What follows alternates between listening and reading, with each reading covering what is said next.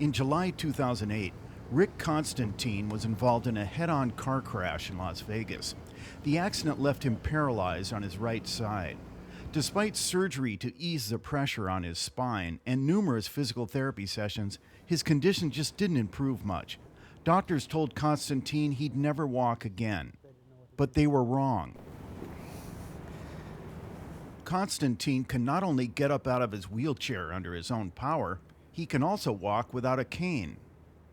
In August 2005, Steve Isetts was riding his mountain bike in Escondido's Daily Ranch. He swerved to dodge something on the trail and wiped out. The accident damaged 3 vertebrae. Surgeons put in 4 plates and a dozen screws. After the crash, Isetts had little control over his left leg. And now? The secret to Isetts and Constantine's recovery is a unique type of surgery called selective peripheral neurotomy. It's performed on people who have paralyzed or severely spastic limbs. The surgery cuts out parts of the nerves that are causing the most interference with proper movement, while leaving the healthy parts of the nerves and all of the muscles intact. UC San Diego neurosurgeon Justin Brown trained in France with one of the pioneers of the procedure. Dr. Brown is one of the only practitioners of it in the U.S. He says there are several advantages of the surgery compared with the standard treatment of cutting tendons or muscles. Because it's less invasive with a smaller incision, recovery from peripheral neurotomy is quicker for the patient. And we actually preserve the muscles. When we cut away a little bit of the nerve, the rest of the nerve fibers that go to that muscle will sprout out and recover it, but it's just less spastic. It's less unhealthy acting. Dr. Brown points out the surgery doesn't reverse or cure paralysis per se. But we can take a limb that's been very spastic or dysfunctional and we can improve its ability to move.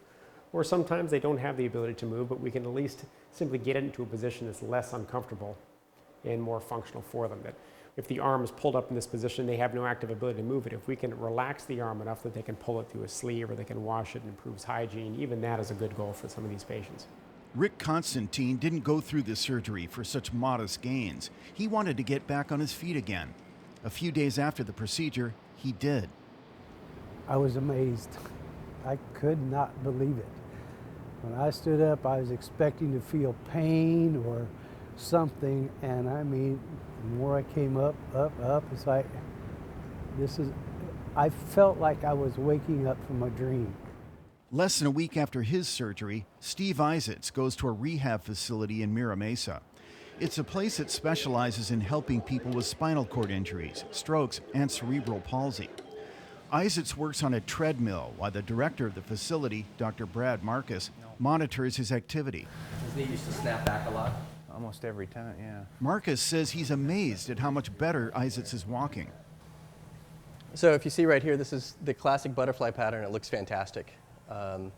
This would be his heel strike on the left and his toe off. And on the right, this would be his heel strike and his toe off. And then the center of pressure you can see as it's moving back and forth. Before the surgery, Isetts couldn't hit these marks consistently with his left foot. It felt like I was pulling a 1,000-pound lead weight through as my leg, and because all this tone was fighting it. Now it bends and comes through almost without any effort. Isetts desperately wants to get back to 100%. Thanks to the surgery, he's a little bit closer. My end goal really was always to, sounds a little funny, but walk on the beach with my wife again. Walking in the sand is something that you can't really do easy. You take for granted, but when you don't have the balance, it's almost off limits. Now that Rick Constantine is walking again, he's planning to have Dr. Brown operate on his right arm. He's been told not to expect complete recovery, but any improvement would be a plus. Constantine feels confident that he'll keep getting better. His new goal is to spread the word that help is available. We've been told for years and years you'll never walk again. Paralysis is it. Learn to live with it.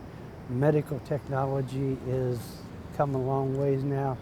I am the living proof that it does work, it can be helped, and I want to let others know. Kenny Goldberg, KPBS News.